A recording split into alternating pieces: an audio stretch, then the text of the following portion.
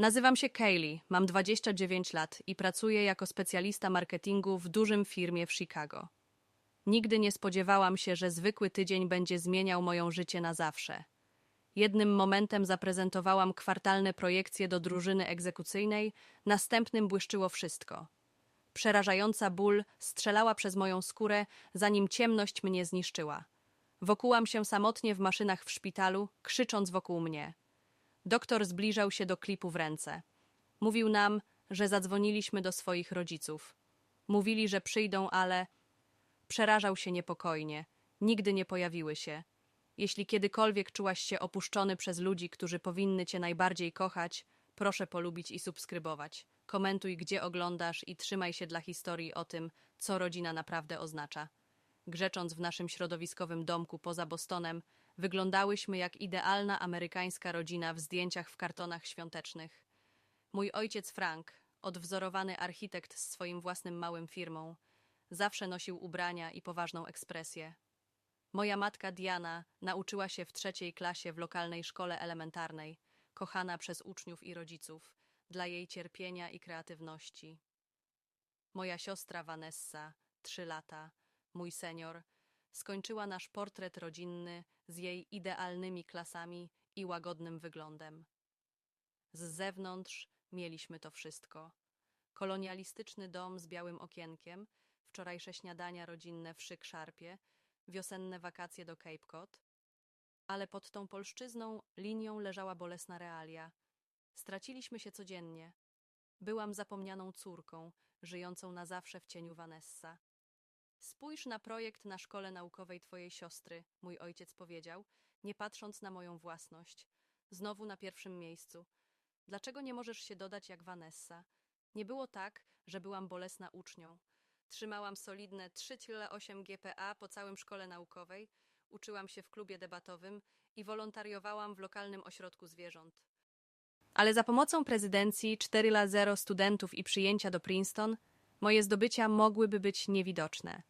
Kaylee po prostu musi próbować cięższe, jak moja matka powiedziała nauczycielom podczas konferencji, nawet gdy byłam tam.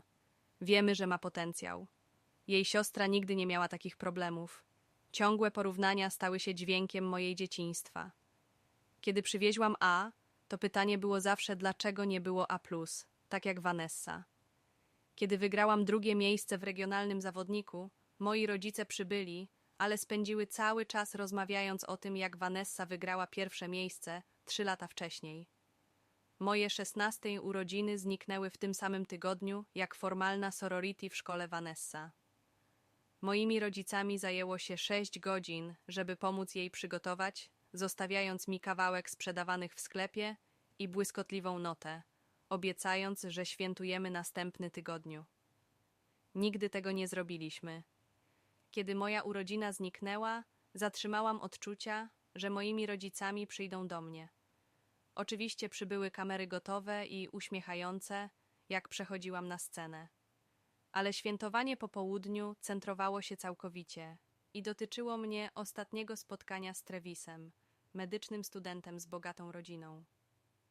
Moja nota o zrozumieniu do Uniwersytetu Wschodniego w Chicago uzasadniła tylko oznaczenie, że Chicago jest tak daleko, powiedziała moja matka, wstrząsając trochę. Vanessa została o wiele bliżej do domu. Mój ojciec opowiadał, chociaż nie całkowicie Princeton. Wybrałam wschodnie specjalnie, ponieważ to było daleko od Bostonu, daleko od konstantnych przypomnień, które nigdy nie zmierzyłabym. Chicago reprezentowało wolność, szansę definiować się na własne terminy, bez ciężarówki porównania, krzycząc mnie codziennie. Vanessa zakończyła swój małe życie, tylko 20 minut od naszych rodziców. Miała 2 idealnych dzieci w 3 latach, chłopca i dziewczynka z pasującymi włosami jak jej. Dekorowała jej 50-krotną kolonię w tym samym stylu jak nasza matka. Zaprezentowała spotkania na śniadanie dla klientów mojego ojca i dokumentowała każde momenty domostwa na mediach społecznościowych. Twoja siostra ma taką piękną rodzinę. Moja matka płakała podczas naszych coraz bardziej nierównościowych telefonów. Kiedy zaczniesz się spokojnić, Kaylee? Twój biologiczny czołg się zmienia. Nieważne, że zbudowałam wyjątkową karierę. Stworzyłam wspaniałych przyjaciół i stworzyłam życie, w którym byłam wdzięczna. W ojcach mojego rodziców straciłam jedynie metryki, które naprawdę znaczą mariaż, dzieci i bliskość do nich. Ostatnie świętanie, które spędziłam w domu 2 lata temu, krystalizowało wszystko. Moi rodzice zmieniły moją pokoju dzieciństwa w pokój dla dzieci Vanessy, bez mnie powiedzenia. Śpiewałam na łóżku w pokoju, podczas gdy Vanessa i jej rodzina zajmowały się pokójami. Myśmy myśleli, że cię nie będziemy obawiać, powiedziała moja matka, kiedy widziała moją utrudnioną ekspresję. Nie jest tak, że jesteś tu często. Przez wieczór Vanessa dominowała rozmowa z historiami o jej dzieciństwie i jej mężczyźnie w ostatnim promocji. Kiedy próbowałam podzielić się o mojej własnej promocji do strategicznego marketingu, mój ojciec sprawdził swoje oczekiwanie i zapytał, czy ktokolwiek chciałby więcej kurczaka. Wyszedłem w godzinę rano, kłamiąc emergencję pracy. Nikt nie zapytał o to. Nikt nie zadzwonił, żeby sprawdzić, czy wróciłam bezpiecznie do Chicago. 3 tygodnie później Vanessa nagrywała mi zdjęcie rodziców, zdobywającego dzień po wyjściu. Rodzina skończyła tekst i czytała, jakby moja absencja była nie tylko oczekiwana, ale ulepszona. To było wtedy, kiedy w końcu przyjmowałam prawdę. Nigdy nie byłabym ich priorytetem. Mogłabym się zmęczyć, próbując uzyskać ich uznanie, ich uwagę, ich kochanie, ale zawsze byłoby to walka. Więc zatrzymałam próbę. Nasza komunikacja wpadła do obowiązkowych telefonów w nocy i określonych tekstowych wiadomościach. Zbudowałam życie w Chicago i próbowałam się przekonać, że byłam lepsza bez konstantnego przypomnienia o moim statusie drugim w rodzinie. Do dnia, kiedy mój ciało mnie potrafiło i zostawiło mnie przed najgorszymi obawami, zupełnie samotnym, gdy potrzebowałam najczęściej kogoś. 5 lat później w życiu w Chicago w końcu znalazłam swój rytm. Jako stratega digitalnego marketingu w Horizon Media Group, jednym z najwyższych agencji w mieście, zorganizowałam kampanię dla klientów multinacjonalnych z budżetami w milionach. Moje mieszkanie w Wicker Parku nie było ogromne, ale było moje, z dekoracją archiwum z lokalnych artystów i sklepów, które uważnie wybrałam. Miałam małe koło przyjaciół, głównie z pracy i mojego tygodniowego klasa potrawy, którzy mnie akceptowali dokładnie tak jak ja. Ostrożność mojego rodzicia pozwalała mi oddychać, się rozwijać, bez koniecznie biegania przeciwko sklepowi Vanessy. Nasza komunikacja zakończyła się w przewidywalnym patrzeniu. Zadzwoniłam na urodziny i większość urodzin słuchała odpowiedzi o perfekcyjnym życiu Vanessy i oferowała ostrożnie edytowane wersje mojej własnej. Przysłałam prezenty w świątyni i urodziny mojej córeczki i córeczki rzadko zauważyły ich otrzymanie.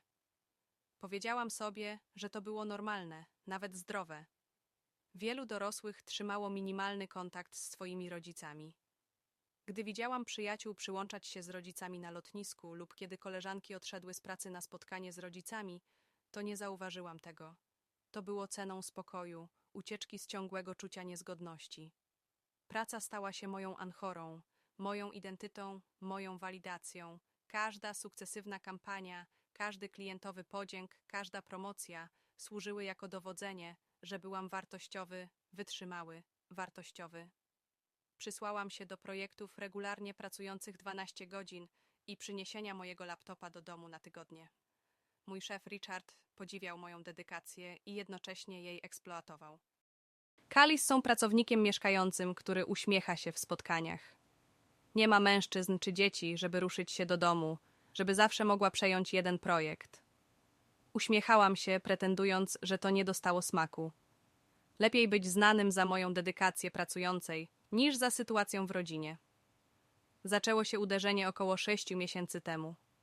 Małe uderzenia na początku łatwo zostały odpuszczone przy pomocy państwa. Potem pojawiło się zmęczenie, że kawałek kawy nie mogło uciczyć okazjonalnego zmęczenia, kiedy przestałam zbyt szybko przez noc patrząc na mój skrzydło, nie w stanie uciczyć poza głębokim zmęczeniem. Potrzebujesz wakacji, powiedział moja przyjaciółka Oliwia po śniadaniu jednego dnia, zauważając ciemne okno pod moimi oczami. Kiedy był ostatni raz, kiedy zajęłaś więcej niż dłuższy weekend? Nie pamiętam. Zawsze było kolejne okazje, kolejny klient, kolejny powód. Dobrzyła moją medykację, wzięła ciepłą, gorącą wózkę. w celu ulepszenia tensionu w mojej skórze i wybrała w mojej najwyraźniej inspirującej ubrania czarno-czarne skórę z siłkowiskiem, który kosztował prawie połowę mojego mieszkania. Wyglądasz strasznie, odpowiadała Oliwia, kiedy przyjechałam do biura i skupiłam się na swoim palerze. Dołączyła do firmy tylko 3 miesiące wcześniej jako średniopisarz i szybko stała się najbliższą rzeczą, którą miałam do przyjaciół w pracy. Czy jesteś pewna, że możesz to zrobić? Jestem w porządku, stworzyłam moje materiały prezentacji, tylko cieszę się. Ten account jest ogromny. Zakładnicy North Star przyjechały do naszej konferencji o dokładnie 10 zeń. Richard zaprosił mnie z swoim zwykłym czarmem polisowanym i przyjęłam miejsce na głowie stołu. Moje ostrożnie przygotowane slajdy pojawiły się za mną na ekranie, kiedy zaczęłam wyjaśnić naszą strategię na rewitalizację ich marki. 15 minut w pokoju zaczęło się odpocząć. Twarze, które oglądały mnie, połączyły swoje składniki i zmiękły się jak czarne figurki w ciepłu. Przyczepiłam się do końca stołu, próbując się ustawić. Jak możesz zobaczyć z demograficznego analizy, mój głos brzmił daleko, jakby ktoś inny mówił. Poczucie bólu w głowie oczyszczyło białe, ciepłe pokoje za moją prawej oczki. Pamiętam próbować dotrzeć do mojej wody. Pamiętam kogoś, mówiąc mój imię, z powyższym alarmem. Pamiętam straszną sensację moich nóg, dając sposób na spadanie do niczego. Potem ciemność. Świadki oświadczenia podążały. Głosy krzyczą. Pocień nad mną. Pocień syrenów. Paramedyk pytający pytania, których nie mogłam odpowiedzieć. Oliwia miała twarz ciemna, zmartwieniem, którym spadał na brzeg mojej widzenia. Wyspy pływają. Zaczynamy 4. Pani, czy możesz mi powiedzieć imię? Próbowałam odpowiedzieć, ale moja głowa nie współpracowała. Ból był wszędzie teraz. Zniszczył moją skórę z wewnętrznej strony. Potem znowu ciemność. Kiedy w pełni odzyskałam świadomość, byłam w łóżku szpitala. Światła zniszczyły się, ale mogłam wyobrazić się ze względu na to, co się mi okazało. Przerażające dźwięki wybuchły w moich rękach. Mój głos czuł się, jakby był zamknięty szmatką, a ból w głowie odbywał się do głębokości. Doktor zauważył, że jestem oświetlona. Zaprosiła mnie do środka. Witaj z powrotem, powiedziała, sprawdzając monitory obok mnie. Dostałaś całkiem strach. Będę dać doktorowi wiedzieć, że jesteś oświetlona. Co się stało? Mój głos był szalony. Zniszczyłaś się w pracy. Twój kolega przyjechał z tobą w ambulancji. Musiała wrócić do biura, ale powiedziała, że wróci później. Zmieniła coś na moje IW. Doktor wyjaśni wszystko. Spróbuj odpocząć. Doktor przybył wkrótce po kobietę, w jej 40, z przyjemnymi oczami i odpowiednią manierą. Pani Davis, jestem doktorem Chen. Jesteś w szpitalu Memorialu Wschodniego. Zniszczyłaś się z powodu strasznej dehydratacji i wyczucia, ale mamy nadzieję, że może być inne powody. Kiedy mogę odpocząć? Zapytałam już, myśląc o prezentacji North Star. Mam pracę. To nie zacznie się wkrótce, powiedziała dr Chen. Twoje ciało mówi ci coś ważnego i musisz usłyszeć. Wskazaliśmy twoich rodziców, którzy powiedzieli, że przyjdą, ale jeszcze nie przybyli. Coś zimnego zatrzymało się w mojej głowie. Oczywiście, że nie przybyli. Czemu bym ich nawet nazywała kontaktami emergencji? Możliwe, że to była siła przyzwyczajenia, czy jakaś wątpliwość dziecka, że w prawdziwej kryzysie pojawią się dla mnie. Oni mieszkają w Bostonie, wyjaśniłam, jak gdyby dystans był jedynym powodem dla ich absencji. To długa podróż. Dr. Chen's expression suggested she understood more than I was saying. No, nie będziesz sama. Twój kolega Olivia seems quite concerned, and we have excellent staff here. As she explained the tests, they wanted to run the medications they were giving me, the symptoms they were monitoring. I felt strangely detached. Part of me had always wondered what would happen if I truly needed my family. Now I knew. Nothing would happen. They simply wouldn't be there. The hospital room became my new reality, a sterile universe of beeping machines, bland food trays, and the rhythmic squeaking of nurses' shoes on linoleum floors. Time lost its meaning, measured now in medication doses and shift changes rather than meetings and deadlines. I drifted in and out of sleep that first day, the medication making everything foggy. When I woke more clearly the next morning, Olivia was sitting in the visitor's chair beside my bed, scrolling through her phone. She looked up when I stirred. "Hey there, Sleeping Beauty," she said, setting her phone aside. "How are you feeling?" "Like I got hit by a truck," I admitted, trying to sit up. My head swam with the movement. "What happened with the North Star meeting?" Olivia rolled her eyes. "Seriously? That's what you're worried about? You literally collapsed and got rushed to the hospital. It was an important presentation, I insisted weakly. Richard finished it. They were concerned about you, by the way. The North Star people, I mean. They sent flowers." She nodded toward a modest arrangement on the windowsill I hadn't noticed. Richard, on the other hand, asked when you'd be back because, and I quote, "the North Star timeline is very tight." Sounds like Richard a first murmured. "I brought you some things." Olivia placed a tote bag on my bed, pajamas, toiletries, your phone charger, and that book from your nightstand. "I hope you don't mind that I used the spare key you gave me." The simple act of kindness made my throat tighten. Here was Olivia, someone I had known for only 3 months, bringing me comfort items and sitting at my bedside. Meanwhile, my own family. "Have my parents called the hospital?" I asked already, knowing the answer. Olivia's hesitation told me everything. "I'm not sure. The nurses would know better than me." "It's okay," I said quickly. "They're busy, and Boston is far." "It's a 2-hour flight," Olivia said, an edge to her voice. "But hey, I'm sure they have their reasons." We both knew what those reasons were, but neither of us said it aloud. Instead, Olivia filled me in on office gossip until a nurse came in to check my vitals. Later that afternoon, Dr. Chen returned with a neurologist, Dr. Patel. Their serious expressions sent a chill through me. "Miss Davis, we have some concerns about your preliminary tests," Dr. Chen began. "Your symptoms combined with some abnormalities in your blood work and initial imaging suggest we need to look deeper." Dr. Patel stepped forward. "We'd like to perform an MRI and some additional tests.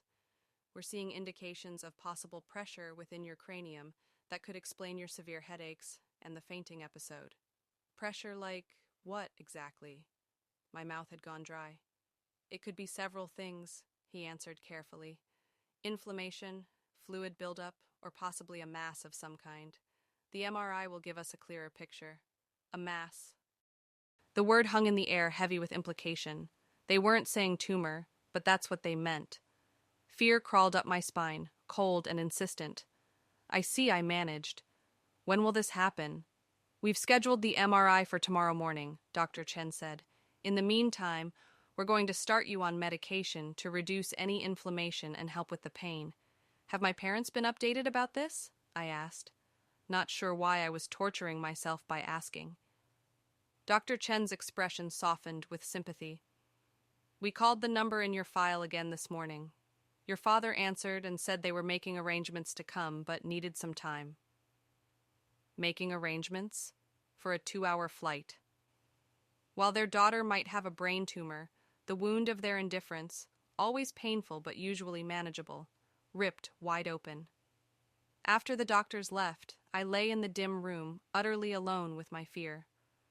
The thought of facing a serious diagnosis without family support made the hospital walls seem to close in around me.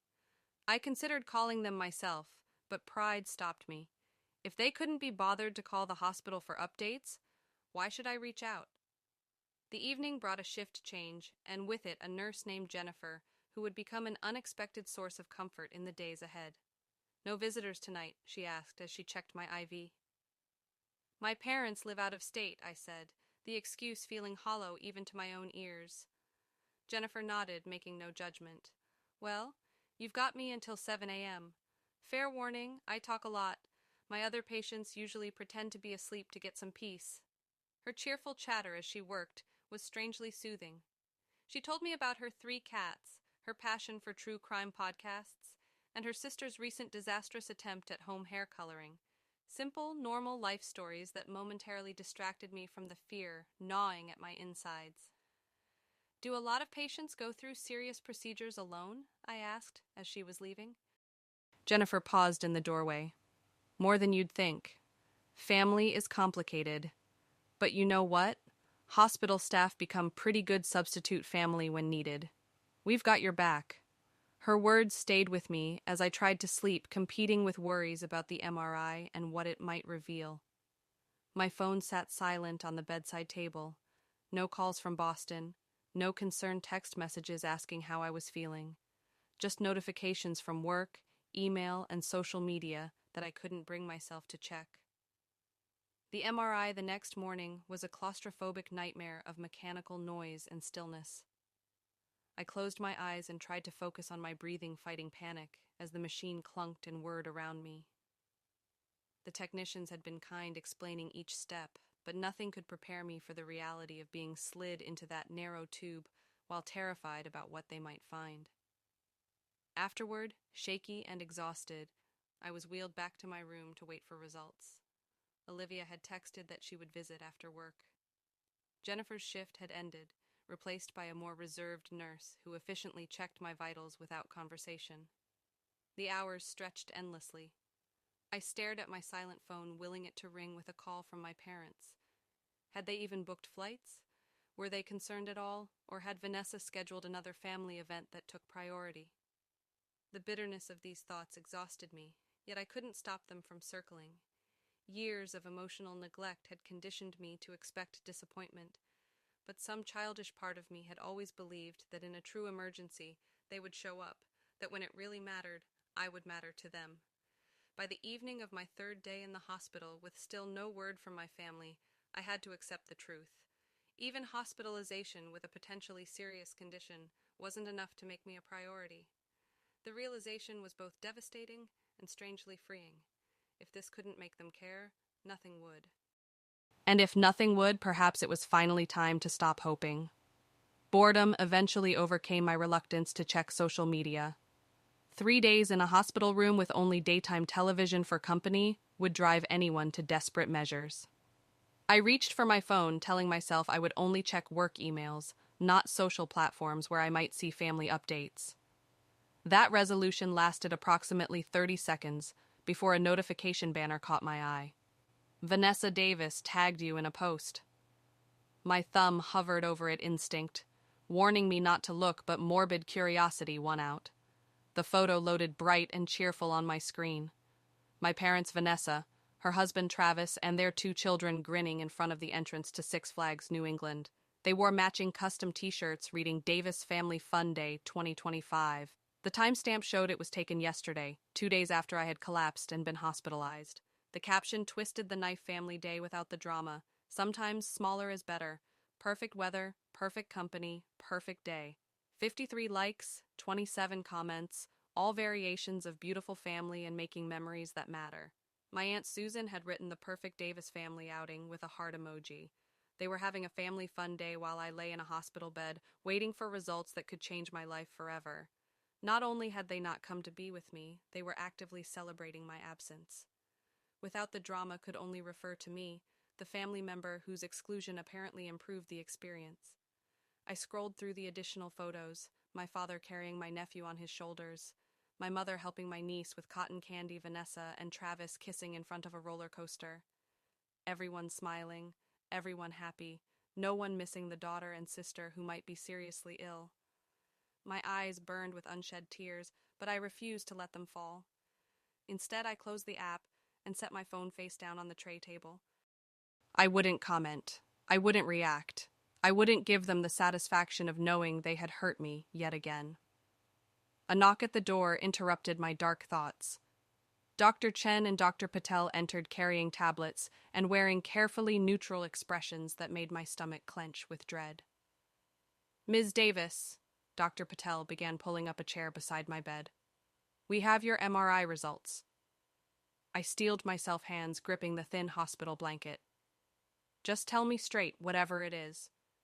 We found a mass in your right frontal lobe, he said, turning his tablet to show me a scan image with a distinct white area highlighted. Based on its characteristics, we believe it's a meningioma, a type of tumor that forms on the membranes covering the brain. A tumor? The word I had been dreading. My ears began to ring, and I forced myself to focus on Dr. Patel's continuing explanation. The good news is that meningiomas are typically benign, meaning non-cancerous. However, the location and size of yours is causing significant pressure, which explains your symptoms. It needs to be surgically removed. Surgery, I repeated numbly. Brain surgery. Dr. Chen stepped forward. The procedure carries risks, as any surgery does, but Dr. Patel is one of the best neurosurgeons in the Midwest. Given the progressive nature of your symptoms, we recommend proceeding relatively soon within the next week, if possible. They continued explaining the procedure, the recovery process, the success rates, but their voices seemed to come from very far away. All I could think was that I would be facing brain surgery completely alone. "Is there someone we can call for you, doctor?" Chen asked gently. "Family or friends who could be here?" The image of my family laughing at Six Flags flashed in my mind. "No," I said firmly. "There's no one who needs to be contacted." After the doctors left, promising to return the next day with more details about scheduling the surgery, I sat in stunned silence.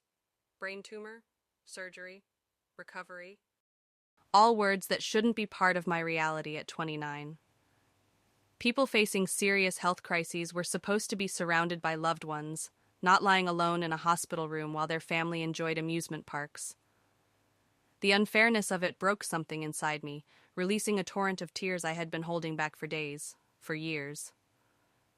I was still crying when Jennifer arrived for her evening shift. She took one look at me and closed the door for privacy. "Bad news?" she asked, softly handing me a box of tissues. I nodded, unable to speak through the sobs. "Want to talk about it?"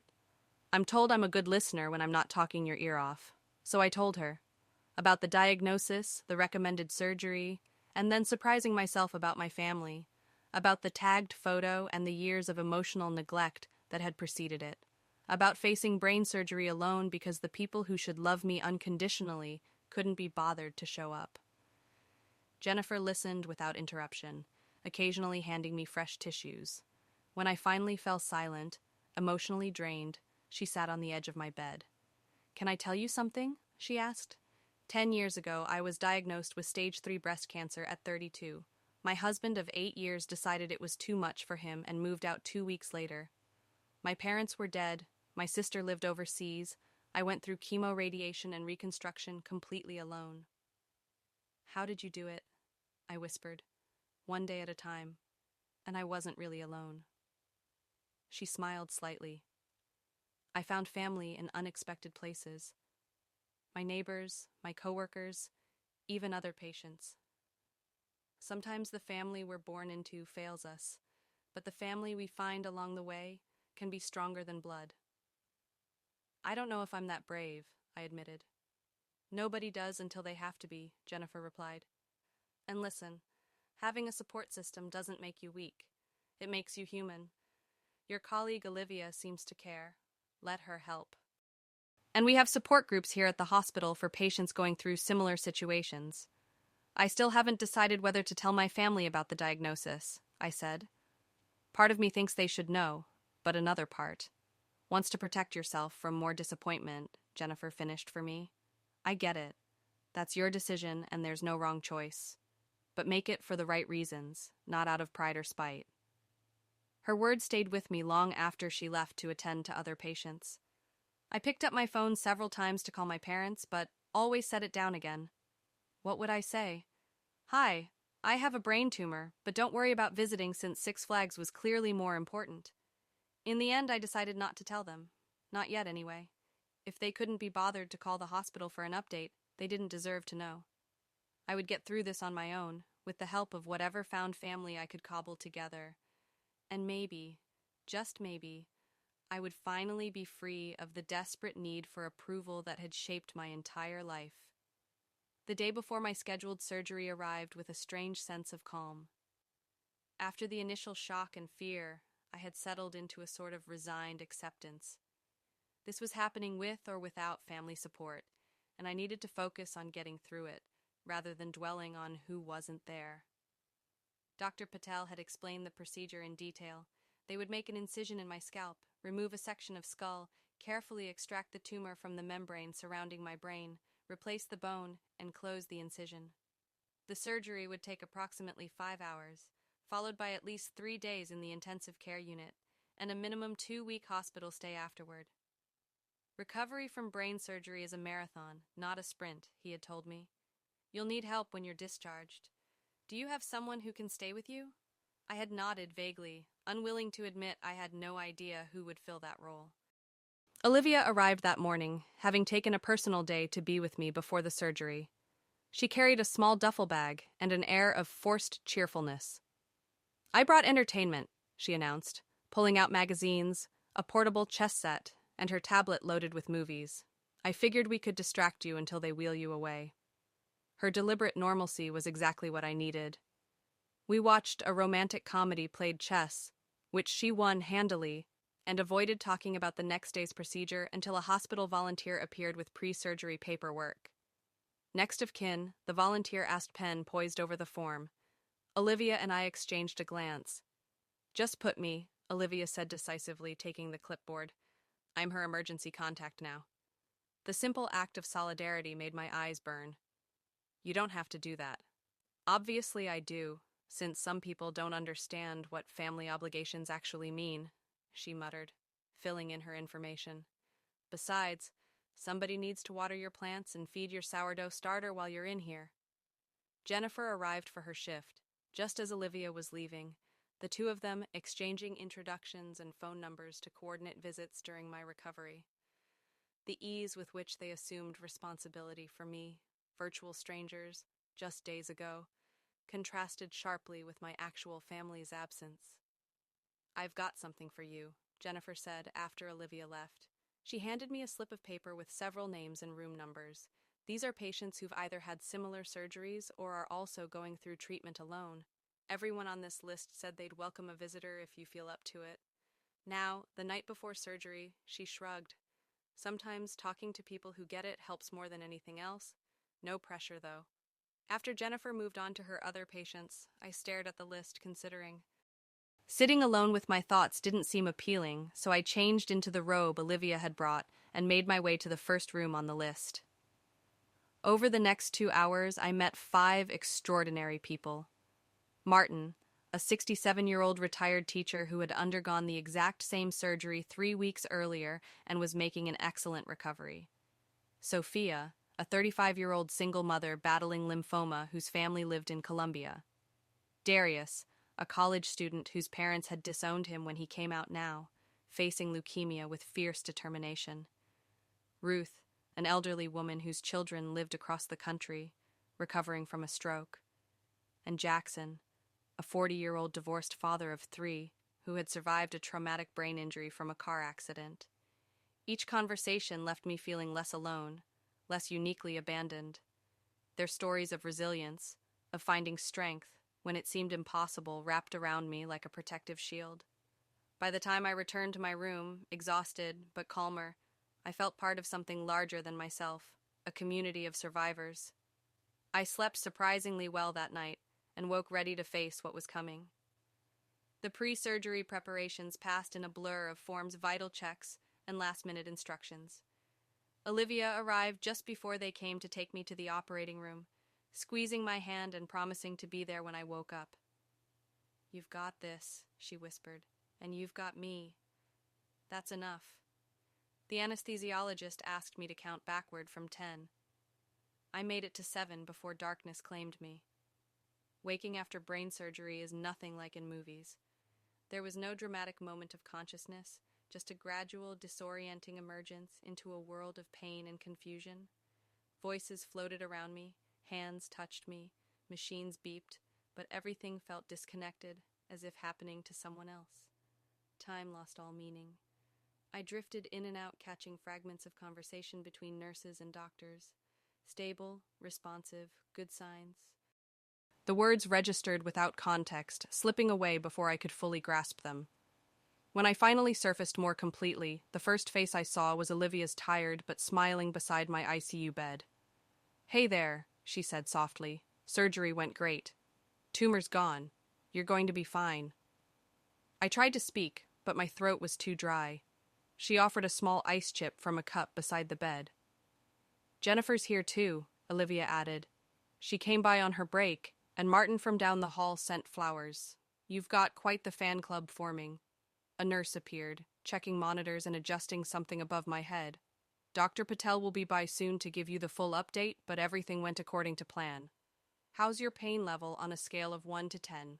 The throbbing in my head was intense, but somehow distant. 6. I managed. We'll get you something for that, she promised, making a note in my chart.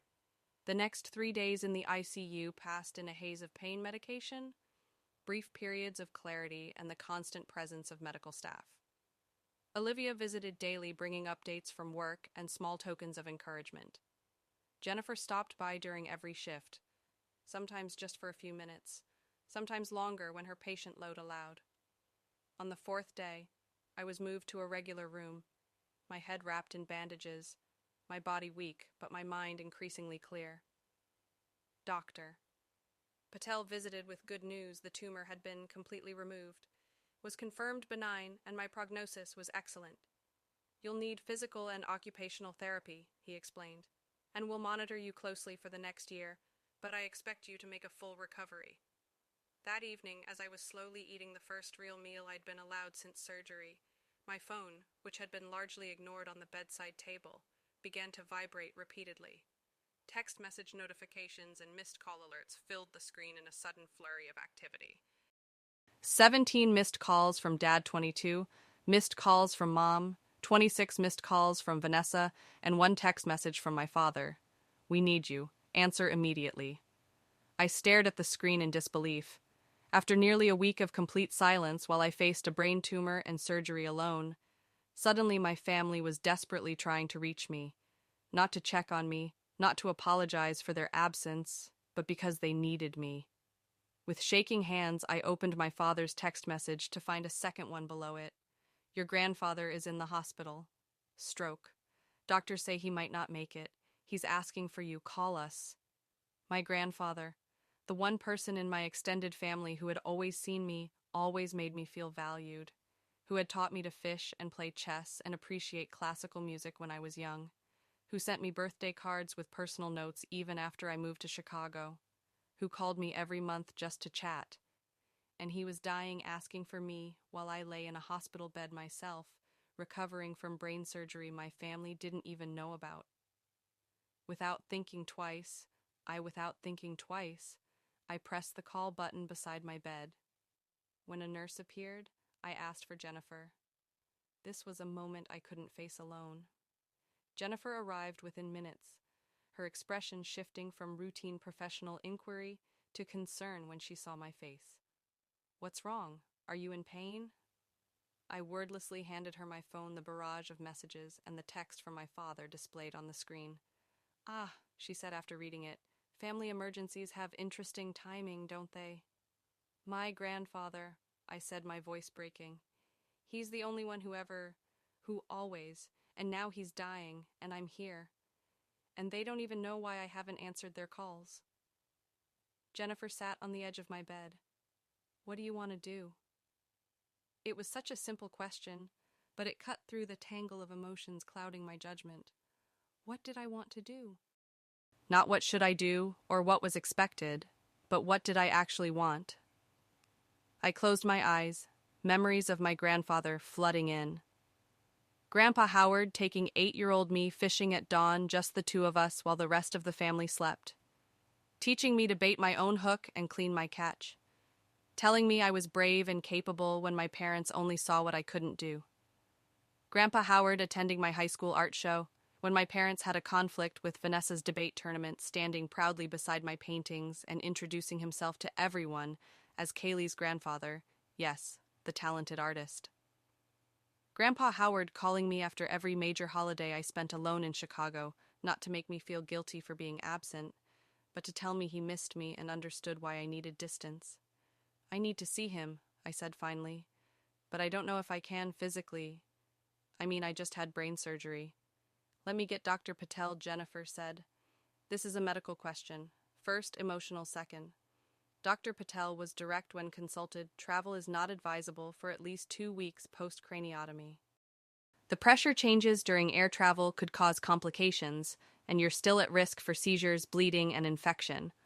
Where is your grandfather, Boston? I said, heart sinking. That's definitely a no for air travel.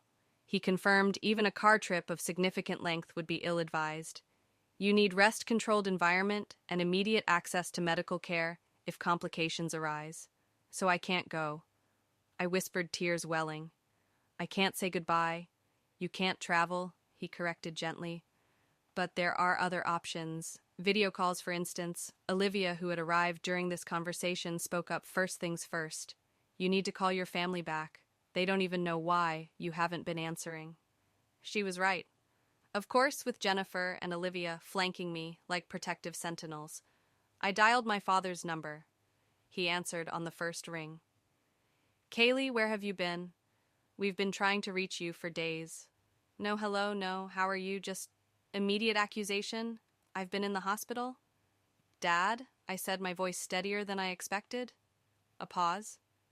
What? Why are you okay? Not really? The simplicity of the answer seemed to hang in the air. I collapsed at work last week. Brain tumor. I had surgery 4 days ago. Silence stretched across the line so long, I thought we might have been disconnected. Finally, my father's voice returned, strangely subdued. Are you serious? Why didn't you tell us? The absurdity of the question made me laugh, a short, harsh sound that pulled painfully at my incision. The hospital called you multiple times. You said you were coming, but you never did. You went to Six Flags instead. Another long pause. We didn't think it was that serious. The nurse just said, you were dehydrated and exhausted, and you didn't think to check back, to call the hospital for updates, to call me directly. Each question tightened my grip on the phone. I woke up alone in a hospital bed. Dad, I was diagnosed with a brain tumor alone. I went into brain surgery alone. Kaylee the first. He seemed at a loss for words. Some. Anything I'd never witnessed before. We should have checked. I'm sorry. The apology, likely the first I'd ever received from him, should have felt momentous. Instead it felt hollow. Too little, too late, Grandpa Howard, I said, changing the subject. How is he? My father sighed heavily. Not good, major stroke 3 days ago. He's conscious but weak. The doctors aren't optimistic. I can't travel. I said doctor's orders. But I want to talk to him. Can you set up a video call? Of course, I'll text you when we're in his room. A hesitation. Your mother and sister are here. They want to talk to you. Not now, I said firmly. I'm tired. Brain surgery does that to a person? Just set up the call with Grandpa after hanging up. I sagged against the pillows. Emotionally drained. Olivia squeezed my hand. You did great, she said, very calm, very clear boundaries. He apologized. I said, still processing the unprecedented event. I think I might have shocked him. Good, Jennifer said firmly. Sometimes people need a reality check 3 hours later. My phone rang with a video call. Taking a deep breath, I answered to see my grandfather's hospital room. My father was adjusting the phone angle. My mother and Vanessa visible in the background, both looking uncomfortable. Grandpa, I called softly. It's Kaylee.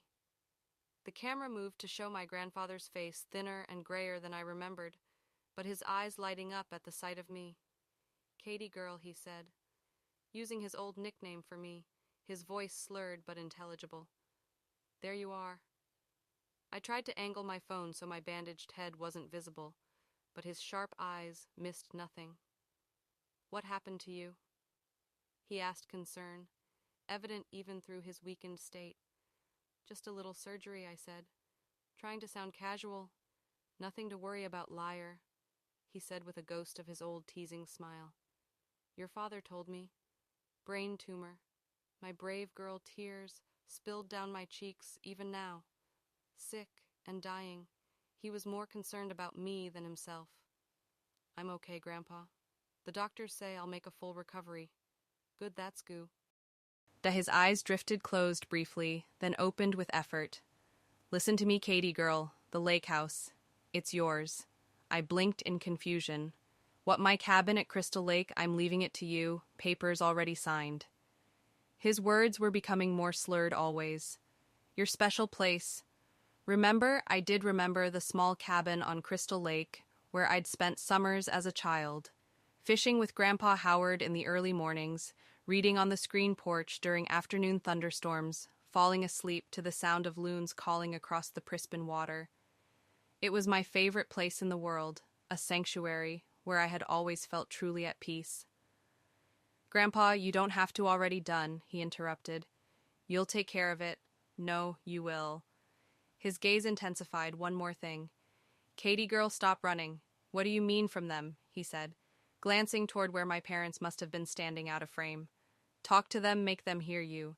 Then decide running keeps the herd alive." His words struck me with the force of truth.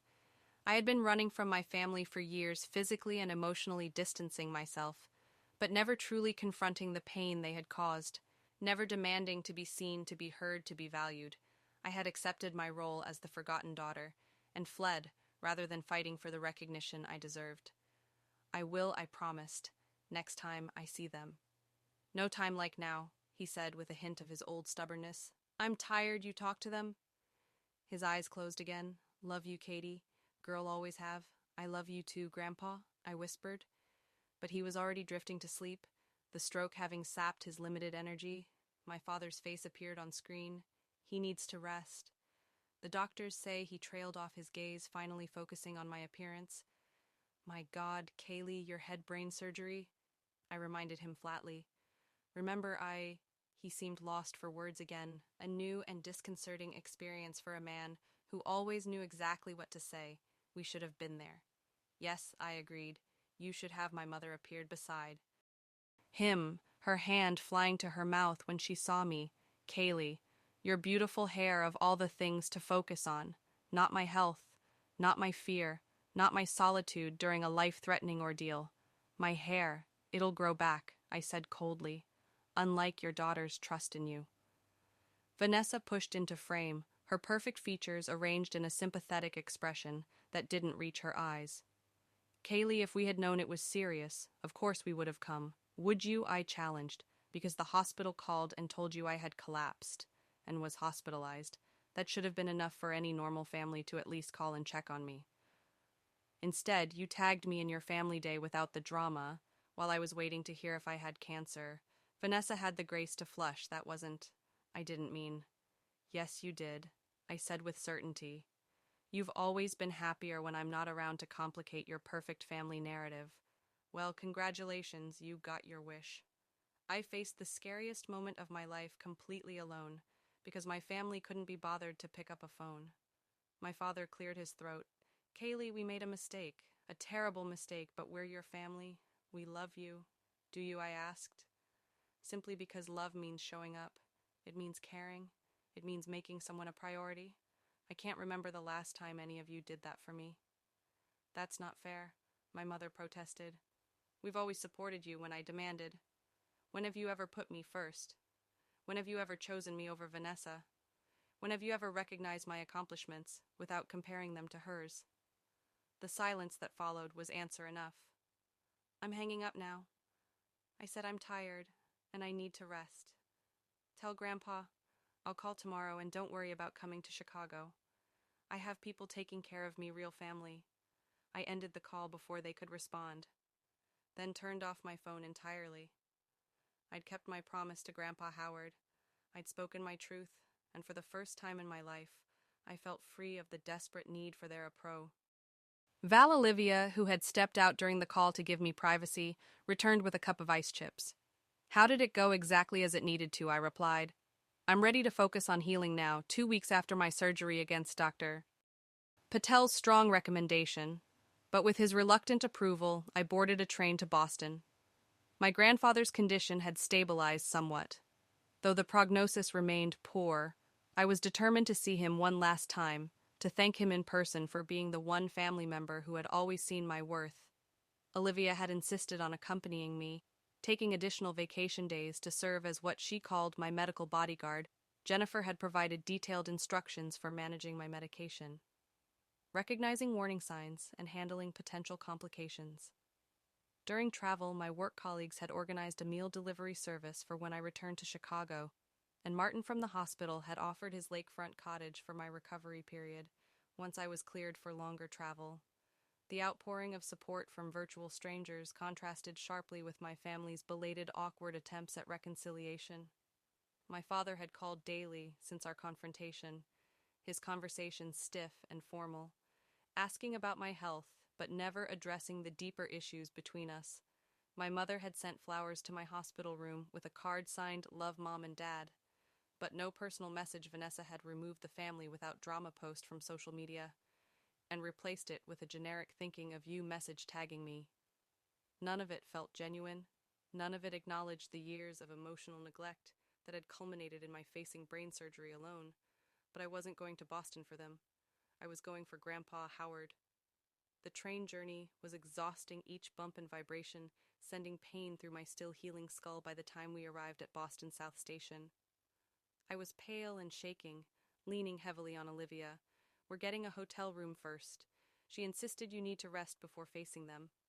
I didn't argue. The 4-hour train ride had drained what little energy I had built up during my hospital stay. We checked into a hotel near the hospital where my grandfather was being treated, and I collapsed onto the bed, asleep almost instantly the next morning, feeling somewhat recovered. We took a taxi to Massachusetts General Hospital. I had deliberately not informed my family of my arrival, wanting to see my grandfather without their hovering presence. If possible, luck was with me. When we reached his room, it was empty of visitors. Though the collection of jackets and coffee cups suggested my parents and sister had just stepped out, probably for breakfast in the cafeteria. Grandpa Howard was awake, staring out the window at the Boston skyline. He turned as I entered, his face lighting up with surprise and joy. "Katie girl," he said, his speech still slurred but stronger than during our video call. "You came." "Of course I came," I said, moving to his bedside and carefully leaning down to kiss his cheek. Wild horses couldn't keep me away. His gaze took in my appearance, the healing incision partially visible beneath my loose-knit cap, the weight loss from my hospital stay, the lingering pallor. "You shouldn't have traveled too soon after surgery, pot kettle," I teased, gently gesturing to his own hospital bed. "Besides, I had to thank you in person for the lake house. But more importantly, for always being the one person in this family who really saw me." He reached for my hand, his grip frailer than I remembered, but still warm and reassuring. "Always been proud of you, Katie. Your strength, your independence, your heart." I blinked back tears. "I learned it from you." "Did you talk to them?" he asked. "Your parents?" "Vanessa." I told them how I felt. I confirmed, but I don't think they really heard me. Or if they did, they don't know how to fix it. "Maybe some things can't be fixed." He shook his head slightly. "Family's complicated. People make mistakes. Big ones doesn't mean they don't love you. Love should be more than an obligation." I said, "More than a word, it should." He agreed. "But sometimes people don't know how to show it, right? Doesn't mean it isn't there." Before I could respond, the door opened, and my parents and Vanessa Walla Kedin carrying coffee cups and paper bags from the cafeteria. They froze at the sight of me sitting beside Grandpa Howard's bed. "Kaylee," my mother gasped. "What are you doing here? You shouldn't be traveling." "Hello to you too, Mom," I said dryly. "I'm fine. Thanks for asking." My father recovered, first setting down his coffee and approaching cautiously, as if I might bolt. "We didn't know you were coming. You should have told us. We would have picked you up at the station." "I managed," I said, gesturing to Olivia, who stood quietly in the corner. "This is my friend Olivia. She's been taking care of me since the surgery." An uncomfortable silence fell as the subtext of my words registered. "Since the surgery. You weren't there for Vanessa," broke the tension, stepping forward with forced brightness. "You look good." "What I mean, considering, well, brain surgery," I supplied. "You can say it, Vanessa. It's not contagious." My grandfather chuckled weakly. Still got that sharp tongue. "Good. You're going to need it." He looked pointedly at my family. "All of you sit down. Time for some truth-telling." No one argued with Grandpa Howard. Not even now. My parents perched awkwardly on the vinyl visitor chairs, while Vanessa leaned against the windowsill. Olivia discreetly slipped out, murmuring something about finding coffee. "Been watching this family drama for too many years." My grandfather began, his voice gaining strength with each word. "Kept my mouth shut because not my place to interfere, but I'm dying." "So to hell with politeness, Dad. You're not dying," my father protested weakly. "Shut up, Franklin." Grandpa, Howard retorted. I'm 83 with a massive stroke. I'm dying. Question is whether this family dies with me. He fixed my father with a stern gaze. You and Diane failed Kaylee, not once, repeatedly for years.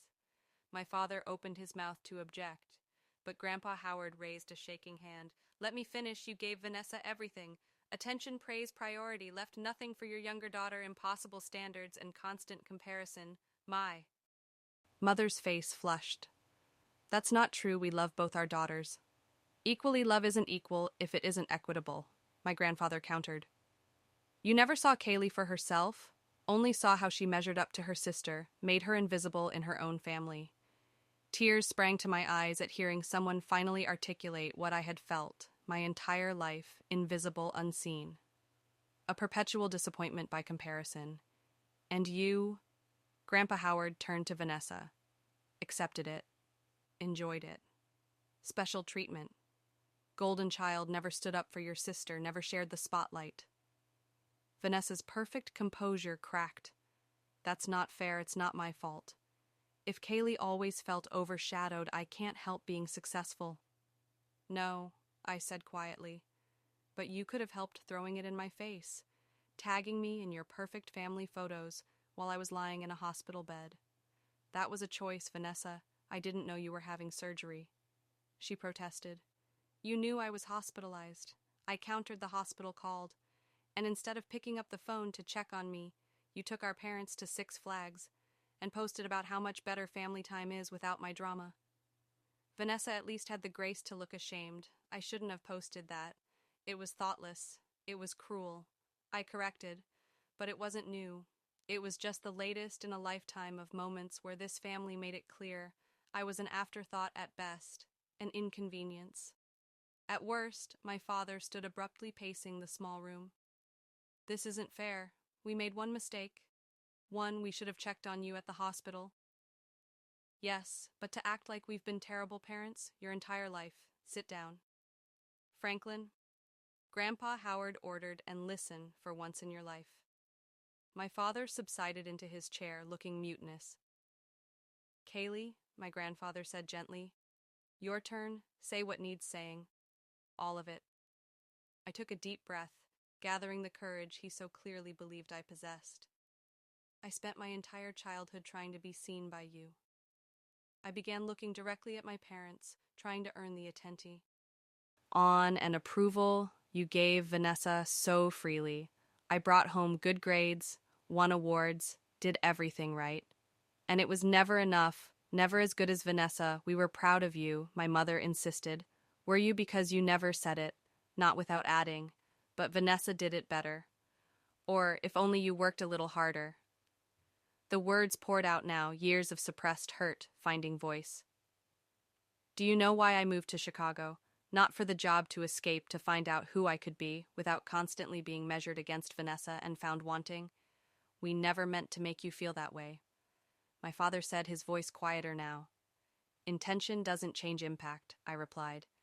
And the impact was that I faced brain surgery completely alone because I didn't believe my own family cared enough to be there. That's not a small thing, Dad. That's the result of years of feeling unimportant to the people who should value me most.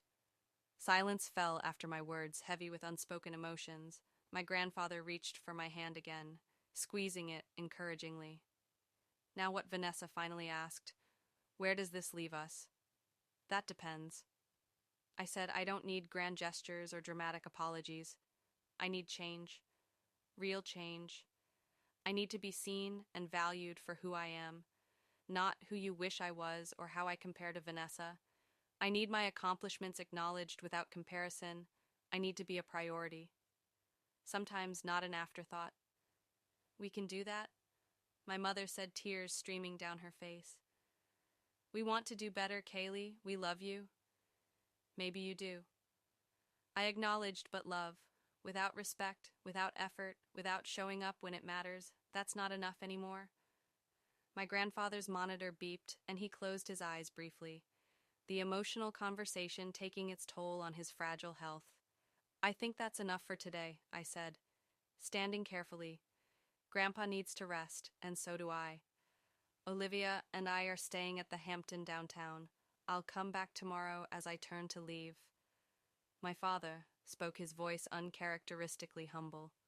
Will you give us a chance, Kaylee, to prove we can change to be the family you deserve? I paused at the door. I'm not making any promises, but I'm not running anymore either. That's a start. 6 months later, I stood on the dock of Crystal Lake watching the sunset paint the water in shades of gold and crimson. My recovery had been slow but steady, with occasional setbacks, but overall progress that impressed my medical team. The cabin now legally mine following Grandpa Howard's peaceful passing. 3 weeks after our hospital conversation had become my sanctuary. During convalescence, the relationship with my family remained complicated. There had been awkward visits, difficult conversations, moments of progress, followed by frustrating backsliding into old patterns my parents were trying, in their imperfect way, to understand the damage they had caused and to build something new. Vanessa and I maintained a careful distance, civil, but not close, the years of imbalance, not easily overcome. But the most profound change was within me. I no longer defined myself by their approval or validation. I no longer carried the desperate need to prove my worth to people who had failed to see it. I had discovered my own strength in crisis and built connections that fulfilled the true meaning of family. Olivia had become my closest friend. Weekend visits to the lake cabin. A regular tradition, Jennifer and I exchanged regular text messages and met monthly for coffee when our schedules aligned. The hospital support group had evolved into a tight-knit social circle, people who understood struggle and resilience in ways my biological family never could. I had created my own definition of family, one based on choice, rather than obligation, on showing up, rather than shared DNA. The painful lesson of my hospital abandonment had ultimately given me the greatest gift: freedom from the chains of seeking approval from those unable or unwilling to give it. As the sun dipped below the tree line, casting long shadows across the dock, I heard our doors slamming and voices approaching. My chosen family arriving for the weekend gathering. I now hosted monthly people who came because they wanted to be with me, not because they felt they should be. That was the deepest lesson my ordeal had taught me. Family isn't always who raises you. Sometimes it's who shows up when you collapse, who sits beside your hospital bed, who helps you heal in all the ways that matter. Sometimes you have to lose what you thought you needed to find what you truly deserve. Have you ever had to redefine what family means to you? Comment below with your experience. If this story resonated with you, please hit the like button and subscribe to hear more stories of resilience and self-discovery. Share with someone who might need to be reminded that sometimes the family we choose is more healing than the family we're born into. Thank you for listening. And remember, you deserve people who show up for you without being asked.